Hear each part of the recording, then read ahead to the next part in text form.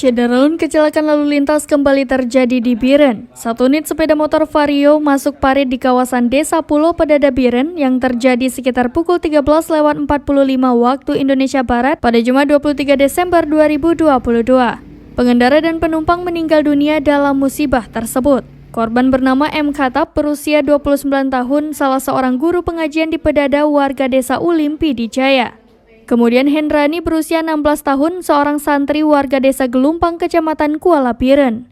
Informasi diperoleh serambinews.com. Musibah tersebut terjadi usai waktu sholat Jumat saat warga keluar dari masjid dan melihat satu orang sudah terperosok ke dalam parit. Kedua korban segera dibawa ke Puskesmas Pedada yang berjarak sekitar 1 km arah timur lokasi kejadian. Saat dibawa ke rumah sakit, keduanya dalam keadaan kritis dan beberapa saat kemudian meninggal dunia.